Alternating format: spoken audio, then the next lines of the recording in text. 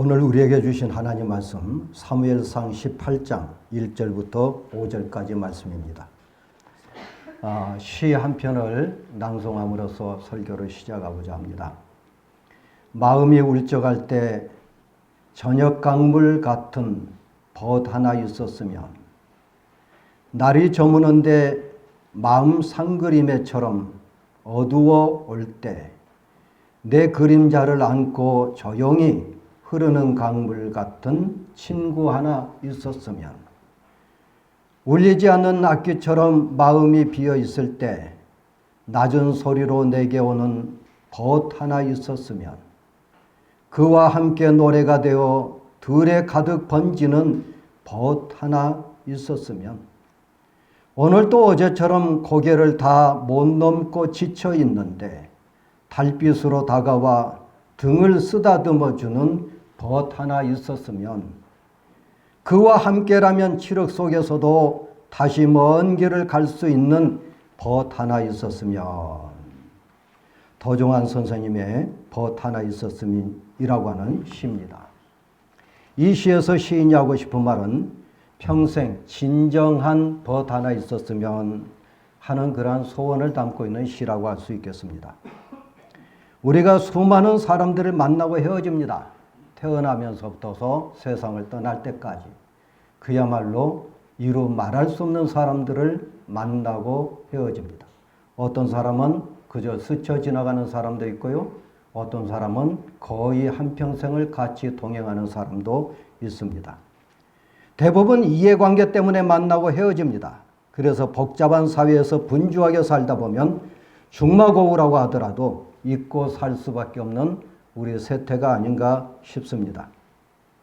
우리는 지난주 몇 주 전부터 다윗에 관한 말씀을 나누고 있습니다. 첫 번째는 사무엘과 다윗의 관계였습니다.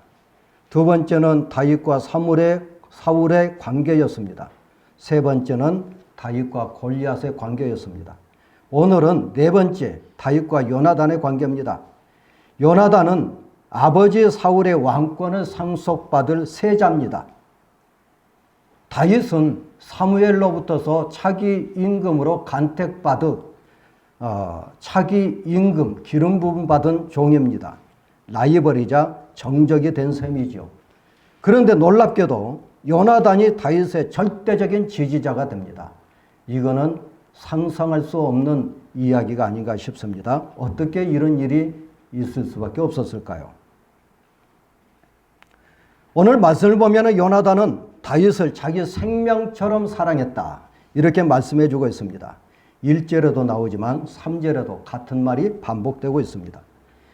1절 하반절을 보면요, 요나단의 마음이 다윗의 마음과 하나가 되었다 그랬는데요, 여기서 마음이라고 하는 말은 히브리어로 네페시라고 합니다. 요나단의 네페시가 다윗의 네페시와 하나가 되었다. 자, 그리고 난 다음에 요나단이 그를 자기 생명처럼 사랑하였다고 했는데 여기서 생명이라고 하는 말도 네페시입니다. 바꿔서 말을 하면은 요나단의 네페시가 다윗의 네페시와 하나가 되었기 때문에 요나단이 다윗을 자기 네페시처럼 사랑하였다, 그런 말씀입니다. 이 네페시라고 하는 말은 여러 가지로 번역이 되는데요, 마음이라든지 정신이라든지 영혼이라든지 생명이라든지 이렇게 번역이 됩니다. 그런데 우리가 잘 아는 바와 같이 마음이나 정신이나 영혼 이런 것들은 추상명사라고 말을 합니다. 생명은 추상명사가 아니고 구상명사입니다. 사람이 살아있다라고 하는 것을 눈으로 확인할 수 있기 때문이죠. 히브리인들의 사고에는 추상적인 개념은 전혀 생각하지 않았습니다. 구상적인 것 가지고 추상적인 개념을 말을 했습니다. 말하자면 생명이라고 하는 단어를 가지고 마음이나 정신이나 영혼을 드러내고자 했던 거죠. 그래서 이 말씀을 요나단의 생명이 다윗의 생명과 하나가 되었다, 따라서 요나단이 자신의 생명처럼 다윗을 사랑하였다, 이렇게 직역을 한다고 하면은 이 본문의 말씀이 우리들에게 확 하고 의미를 쉽게 확인할 수가 있습니다. 요나단의 생명이 다윗의 생명과 하나가 됐습니다. 당연히 자기 생명처럼 다윗을 사랑할 수밖에 없게 되겠지요. 근데 주목할 점이 하나 있습니다. 오늘 본문에서 뿐만이 아니라 사무엘상을 계속해서 읽어 나가도 다윗이 요나단을 사랑했다는 말은 없습니다. 요나단이 다윗을 사랑했다라고 하는 말씀만 있습니다. 이게 도대체 무슨 말일까요? 요나단이 짝사랑했을까요? 그런 것 같지는 않습니다. 다윗도 요나단을 좋아하고 사랑했던 것을 성경의 행간을 통해서 우리가 알 수가 있습니다. 왜 그러면은 다윗은 요나단을 사랑했다는 말을 하고 있지 않을까요? 다윗의 입장을 우리가 생각해야 되는데요. 다윗은 사무엘로부터 차기 임금으로 간택받고 기름 부음 받은 자입니다. 본인이 그걸 알고 있지요. 그런데 현직 임금이 눈을 뜨고 살아있는데 그 차기 임금으로 간택받았다고 한다면 능지처참감이고요. 삼족이 멸할 수밖에 없는 그런 반역죄라고 할 수가 있겠죠. 다윗 입장에서는 몸보신하지 않을 수가 없습니다. 매사에 신중하지 않을 수가 없죠. 차기 임금이 될 세자를 친구로 삼았다고 해도 그 친구를 사랑한다라고 입으로 말을 내놓는 순간 그것을 액면가대로 받아들일 사람은 없다고 하는 얘기입니다. 다윗은 매우 신중하게 요나단과 함께하고 있습니다. 두 번째로 본문을 보면은 요나단이 다윗과 언약을 맺었다고 했습니다. 요나단이 다윗을 자기 생명같이 사랑했기 때문에 더불어 언약을 맺었다. 이 언약이 뭘 얘기할까요? 우정과 신뢰, 사랑을 지속하자고 하는 엄숙한 약속입니다. 말하자면 의형제를 맺었다. 이렇게 바꾸어 말을 해도 틀리지 않습니다. 참고로 말씀을 드리는데요. 많은 여러 사람들이 다윗과 요나단의 관계를 동성애 관계로 그렇게 말을 하고 표현하는 이들도 있습니다. 다윗도 동성애자다 그렇게 주장하기 위해서라고 아마 그런 얘기를 한 것 같은데 성경 어디를 봐도 동성애라고 하는 말은 없습니다. 뿐만 아니라 이거는 동성애자들이 자기 자신들을 합리화시키려고 하는 주장에 불과하다 그렇게 봐야 되겠고요. 요나단이 다윗을 사랑했다라고 하는 이 말은 어떤 동성애적인 사랑, 성적인 사랑을 두고 얘기한 것은 아닙니다. 말하자면 군신 간에 그리고 친구 간의 애정과 우애를 가리킨다라고 볼 수가 있겠습니다. 우리가 읽지 않았습니다만은 바로 앞에 있는 17장 55절로부터 58절을 보면은요, 이해할 수 없는 장면이 하나 나옵니다. 거기 보면은 사울이 골리앗을 죽이고 돌아온 다윗을 알아보지를 못합니다. 우리가 말씀을 읽었습니다만은 16장 14절 이하를 보면은 어떤 소년 신하의 소개로 다윗이 입고를 해서 수금을 타고 노래하면서 사울에게서 악령을 쫓아낸 말씀을 우리가 읽었습니다. 다윗이 골리앗을 물리치겠다고 했을 때에도 사울이 자신의 갑옷과 투구를 벗어주고 각반도 채워주었던 것을 우리가 성경을 통해서 읽을 수 있습니다. 그래 놓고서 왜 사울은 다윗을 몰라봤던 걸까요? 학자들은 다윗이 입고한 이야기가 두 갈래로 전해져 와서 두 갈래로 표현하고 있다고 말을 하고 있지만 그거는 어디까지나 추정에 불과합니다. 우리에게 주어진 것은 본문입니다. 본문에 따르면은 아무리 생각을 해도 사울은 정신분열증 증상이 나타났다. 이렇게 볼 수 있습니다. 사울은 이전까지 자기 옆에서 부관 노릇하면서 수금을 탔었던 다윗을 몰라본 거예요. 치매에 걸린 겁니다. 문제는 아브넬도 다윗의 정체를 모른다는 겁니다. 군대 장관인 아브넬도 몰랐다? 여기서 우리가 유추할 수 있는데요. 실제로 아브넬이 다윗의 정체를 몰랐을 수도 있습니다. 그러나 어떤 의미에서 보면은 골리앗을 죽이고 돌아온 다윗, 그 다윗이라고 하는 존재는 샛별과 같은 존재라고 할 수가 있습니다. 이를테면은 의도적으로 무시한 거라고도 볼 수 있겠죠.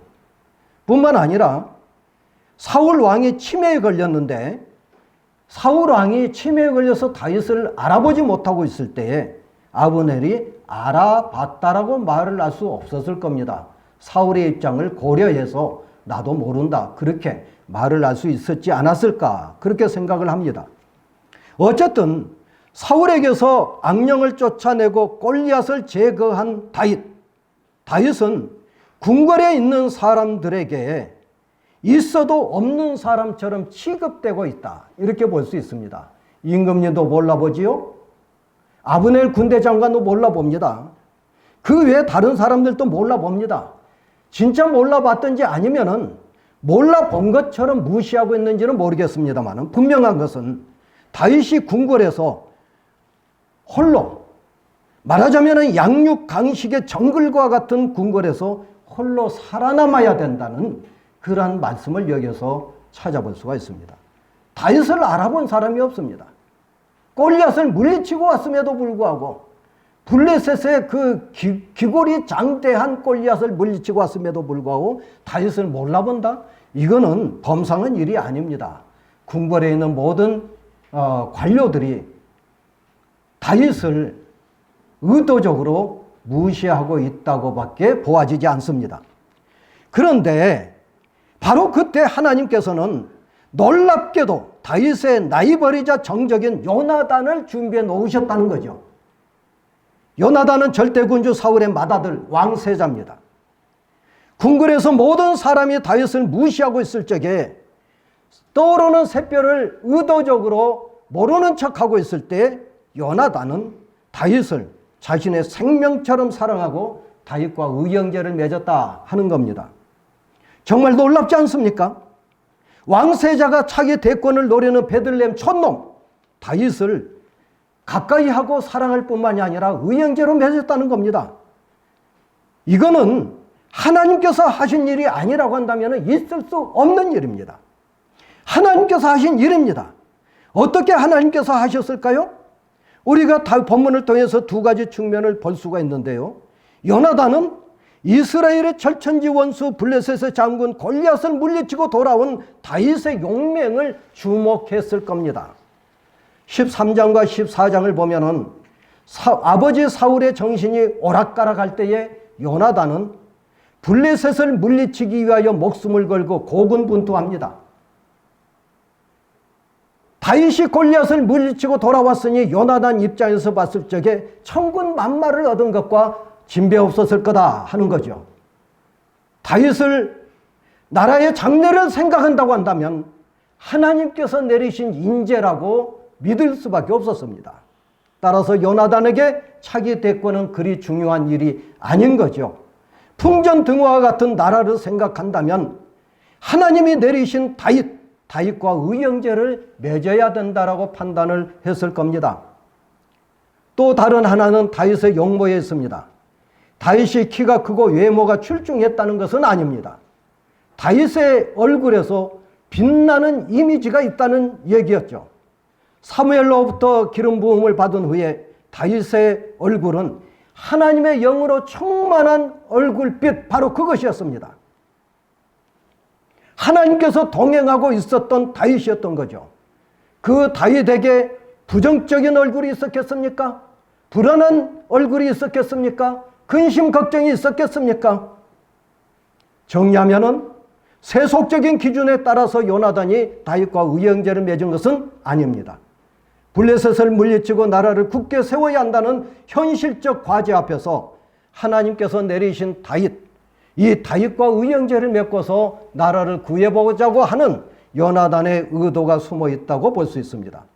세 번째는 요나단은 다윗에게 자신의 겉옷과 군복과 칼과 활과 띠를 넘겨주었습니다. 궁궐에서 요나단이 다윗을 만났을 때에 다윗의 차림은 어떤 차림이었을까요? 오늘 주보에 나와 있는 그 다윗의 모습은 군복을 입은 것처럼 보이지만은 실제로는 골리앗을 물리칠 때처럼 양치는 모습 그대로였을 겁니다. 다윗의 옷차림이 볼품없어서 요나단이 자신의 겉옷을 벗어줬을까요? 그것은 아닙니다. 다윗에게 옷이 필요했다면 신하들을 통해서 다윗에게 옷을 건네주면 됐었을 일입니다. 요나단은 자신이 입고 있는 겉옷을 다윗에게 벗어서 넘겨주었습니다. 여기서 겉옷이라고 하는 말은 히브리어로 메일이라고 하는 말인데 상류층 인사들이 입었던 외투를 가리킵니다. 그렇다고 한다면 요나단이 입은 겉옷은 세자의 신분을 드러내는 옷이었다, 이렇게 볼 수 있어요. 자기 군왕의 권위를 가지고 있는 자기 군왕의 상징을 드러내는 옷이었다는 겁니다. 그 옷을 벗어서 다윗에게 준 겁니다. 요나단이 인식을 했든 안 했든 간에 그것은 상징적인 예언 행위였던 겁니다. 왕세자는 내가 아니라 바로 너다 라고 하는 상징적인 예언이었다는 얘기죠. 실제로 자기 왕권은 다윗에게 넘어가는 것을 예언하고 있다고 볼 수 있습니다. 물론 요나단이 그것을 인식했는지 안 했는지는 알 수 없지만 요나단이 자신의 신분을 드러내는 겉옷을 다윗에게 벗어주었다는 것은 왕권을 양위한 거라고 볼 수밖에 없습니다.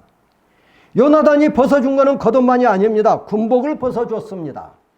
여기서 우리가 잠깐 생각해야 될 단어가 있는데요. 백성이라고 하는 단어와 군대라고 하는 단어는 낱말이 똑같습니다. 히브리어로 암이라고 하는 건데요. 암이라고 하는 말은 군인도 되지만은 백성도 됩니다. 백성이고 군대였던 거죠. 군인 따로 백성 따로가 아니었습니다. 그렇다고 한다면 군복을 백성들이 입었을 리 만무합니다. 군복을 입은 사람들은 장수들입니다. 장수들이 군복을 입었던 거죠.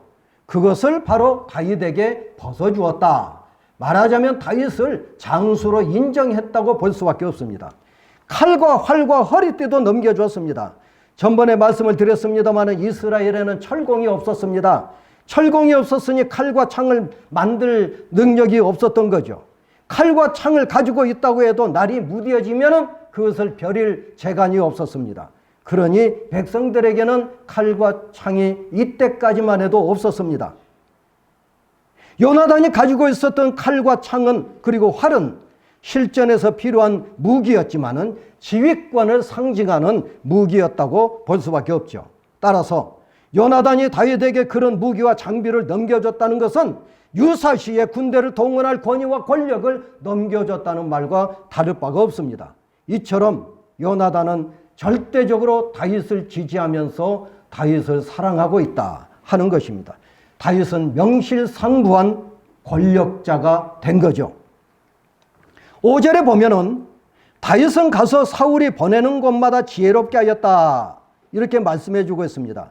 여기서 가다라고 하는 말은 안에서 밖으로 나가다라고 하는 기본적인 의미가 있지만은 성경에 나와 있는 용례들을 보면은 군사적인 충돌을 얘기할 때에 나갔다라고 표현을 하고 있습니다. 말하자면 다윗은 사울이 보내는 곳마다 갔습니다. 그것은 전쟁터였던 거죠. 지혜롭게 행하였다는 말은 우리가 생각하는 지혜가 아닙니다. 히브리어에서 말을 하는 호크마가 아니라 여기서 말하는 것은 야스킬인데요. 이 말은 형통했다 하는 말입니다. 다윗이 사울이 보내는 곳마다 전투를 하고서 그리고 형통했다, 이겼다는 그런 얘기입니다. 사울이 보내는 전투마다 다윗이 승리한 겁니다. 그 결과 사울이 다윗을 군대 장관으로 삼았다 하는 거죠. 사울이 제정신이 돌아왔을 때 다윗을 제대로 평가한 거라고 볼 수밖에 없습니다. 신하들도 합당하게 여겼습니다. 온 백성이 합당하게 여겼습니다. 다윗을 존중하고 그리고 다윗을 사랑했다고 하는 거죠. 말하자면 요나단만 다윗을 인정한 것이 아닙니다. 사울의 신하들조차도 다윗을 인정하기 시작했고 온 백성이 다윗을 인정하며 존중하고 사랑하게 됐다 하는 그런 말씀입니다. 어떤 부유한 귀족의 아들이 시골로 피서를 갔습니다. 여름에 피서를 가서 수영을 하려고 호수에 뛰어들었다가 갑자기 다리에 쥐가 나는 바람에 물속에서 허우적거리게 됐습니다. 살려달라고 소리칩니다. 농부의 아들이 그 소리를 듣고 지나가다가 듣고 뛰어들어가 그를 구해냈습니다. 귀족의 아들은 자신의 생명을 구해준 이 시골 소년과 친구가 됐습니다. 둘은 서로 편지를 주고받으면서 우정을 키웠습니다. 시골 소년이 초등학교를 졸업할 무렵에 귀족의 아들이 물었습니다. 너 커서 뭐가 되고 싶냐? 의사가 되고 싶어. 하지만 우리 집은 너무 가난해. 형제들이 9명이나 있어서 집안일도 도와야 돼. 나는 대학교를 갈 수가 없어. 귀족의 아들은 가난한 시골 청년을 돕기로 결심했습니다. 그리고 귀족인 아버지를 졸라서 그를 런던으로 데려갔습니다. 시골 소년은 귀족의 도움으로 런던의 한 의과대학을 다니게 됐습니다. 그리고 포도당 구균을 연구하여 페니실린이라고 하는 기적의 약을 개발해냈습니다. 이 사람이 1945년 노벨 의학상을 받은 알렉산더 프레밍이라고 하는 사람입니다. 한편 알렉산더 프레밍을 학업을 도와주었던 귀족 소년은 정치가로 뛰어난 재능을 보였습니다. 26살 때에 국회의원이 됐습니다. 이 젊은 청년 정치가가 나라의 전망에 걸린 2차 대전을 앞두고 폐렴에 걸렸습니다. 당시 폐렴은 불치병이었습니다. 목숨이 위태로웠습니다. 그때 알렉산더 프레밍이 자신이 개발한 페니실린을 급송해서 이 사람의 생명을 건져 주었습니다. 이렇게 시골 소년이 2번이나 생명을 구해준 귀족 청년은 영국의 위대한 정치가 윈스턴 처칠입니다. 어릴 때 우연한 기회로 맺은 우정이 평생 동안 계속되면서 이들의 삶의 빛과 생명을 비춰주었던 겁니다. 어린 시절 귀족의 아들 윈스턴 처칠이 가난한 농부의 아들을 무시했다라고 한다면 너는 촌놈이니까 나를 우연히 물소에서 구워줬다고 해도 그건 하나님의 은총이지 너로 인해서 내가 받은 은총이 아니다. 무시했다고 한다면 시골 소년은 의사가 될 수 없었고 페니실린을 개발하지 못했을 겁니다. 처칠은 폐렴으로 목숨을 잃었을 거고요. 귀족 소년과 시골 소년의 우정으로 인해서 시골 소년은 의사가 되었고 노벨 의학상을 받았고요. 귀족 소년은 전쟁 중에 나라를 구하고 민주주의를 지켰던 수상이 될 수 있었습니다. 참고로 말씀을 드리면 이 이야기가 허구라는 말도 있습니다. 이유는 이렇습니다. 처칠이 프레밍보다도 17살 더 먹었다. 따라서 소년이 청년을 물소에서 구워질 수 없다. 두 번째는 프레밍의 성적이 뛰어나서 장학금을 받고 의과대학에 다녔기 때문에 누구의 도움을 받았다는 것은 그거는 성립이 안 된다. 처칠이 고열에 시달릴 때에 페니실린이 아니라 설파디아진이라고 하는 약을 복용하고 고열을 내렸다 하는 그런 이야기입니다. 그러나 제가 이 허구라는 이유를 찬찬히 들여다보니까 허점이 있는데 시골 소년이 귀족 청년보다 수영을 잘한다는 것은 우리가 경험을 통해서 알 수가 있습니다. 소년이 장학금을 받았다고 해서 재정적인 도움이 필요 없다는 것은 말이 되지 않습니다. 페니실린을 복용했다는 기록이 없다는 이유가 복용하지 않았다는 근거가 될 수는 없습니다. 뿐만 아니라 생명을 살리고 인재를 양성했다라고 하는 이 이야기는 인류 보편적인 가치를 지닌 이야기다. 이렇게 볼 수 있습니다.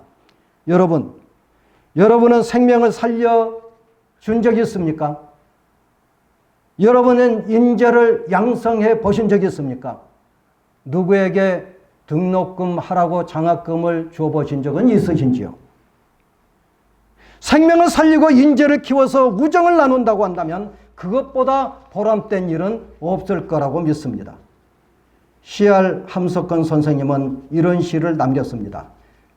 말리길 나서는 길 처자를 내맡기며 마음 놓고 갈 만한 사람 그 사람을 그대는 가졌는가. 온 세상 다 나를 버려 마음이 외로울 때 저 마음이야 하고 믿어지는 그 사람을 그대는 가졌는가. 탔던 배 꺼지는 시간 구명대 서로 사양하며 너만은 제발 살아다오 할 그 사람을 그대는 가졌는가. 불의의 사형장에서 다 죽여도 너희 세상 빛을 위해 저만은 살려두거라 일러줄 그 사람을 그대는 가졌는가. 잊지 못할 이 세상을 놓고 떠나려 할 때 저 하나 있으니 하면서 빙긋이 웃고 눈을 감을 그 사람을 가졌는가. 온 세상의 찬성보다도 아니라고 말하며 가만히 머리 흔들 그 한 얼굴을 생각하면서 알뜰한 유혹 물리치게 되는 그 사람을 그대는 가졌는가. 여러분은 그 사람을 가지고 계십니까? 이런 친구 하나 있으면 좋겠다는 생각이 듭니다. 영어에 보면은 make friends라고 하는 말이 있습니다. 친구를 만들어라. 친구를 만들기 위해서 투자해야 된다는 얘기입니다. 그런데요, 내가 함석헌 선생님이 말씀하고 있는 그런 친구를 만들고 싶다고 해서 만들어진 것은 아닌 것 같습니다. 분명한 것은 하나님께서 예비해 두셔야 합니다. 하나님께서 다윗을 위해서 요나단을 예비해 놓으신 것처럼 우리 하나님께서 여러분 한 사람 한 사람을 위해서, 여러분 자녀 손자들 한 사람 한 사람을 위해서 예비해 놓으신 사람이 있기를 축원합니다. 하나님께서 예비해 놓으신 사람이어야 됩니다. 그러지 않고서는 요나단이 없습니다. 각박한 세상에서 자신의 왕권을 양위할 사람이 누가 있습니까? 다윗은 하나님께서 예비해 놓으신 이 요나단을 만났기 때문에 권력의 정점으로 올라갈 수 있었습니다. 그리고 마침내 찰나로 다윗의 왕국을 세울 수 있었던 거죠. 다윗과 요나단의 만남은 개인 한두 사람의 만남이 아닙니다. 다윗의 왕국을 위해서 하나님께서 오래전부터 계획하신 섭리였던 겁니다. 두 사람의 만남이 하나님의 섭리 안에서 만났기 때문에 다윗은 다윗의 왕국을 세울 수가 있었습니다. 여러분, 하나님의 섭리를 이루어갈 친구 한 사람을 만나기를 축원합니다. 하나님께서 나로 하여금 누구를 만나게 하며 당신의 뜻을 이루어 가실지 우리는 아무도 모릅니다. 여러분 기도하시기를 바랍니다. 내가 이 나이에 친구를 사귀면 누구를 사귀겠어? 하실 수 있겠습니다만은 주님께서 당신의 뜻을 이루고자 하신다고 한다면 오늘 이 시간 어떤 사람을 통해서도 그 뜻을 이루실 수 있다고 하는 것을 믿으시기를 바랍니다. 특별히 여러분 자녀 손자들 장래가 구말리 같습니다. 제가 늘 하는 말씀입니다만은 누구를 만나느냐 하는 것은 일생을 좌우합니다. 공부를 잘해서 좋은 학교 가고 좋은 직장에 다니는 것도 중요하지만 어떤 사람을 만나느냐 하는 것은 결정적인 순간이 될 수가 있습니다. 주여, 내가 다윗이 되게 하여 주옵소서. 주여, 주님이 예비하신 요나단을 만나게 하옵소서. 요나단을 통해서 주님의 섭리를 이루는 종이 되게 하옵소서. 기도하시기를 부탁드리며 축원합니다. 은혜로우시고 자비로우신 아버지 하나님, 다윗이 되기를 원합니다. 이기적인 생각인 것처럼 보일지라도 하나님의 뜻을 이루기 위해서는 다윗이 되어야 되겠사오니 하나님, 사울이 되지 않게 하여 주시고 다윗이 되게 하여 주시옵소서. 골리앗이 되지 않게 하여 주시고 다윗이 되게 하여 주시옵소서. 우리들에게 사무엘을 붙여주시고 우리들에게 요나단을 붙여주시옵소서. 우리 구말리 같은 우리 자녀 손자들의 장래 위에 하나님께서 축복하여 주시어서 요나단을 만나는 축복을 허락하여 주시옵소서. 예수님 이름으로 감사하고 기도하옵나이다. 아멘.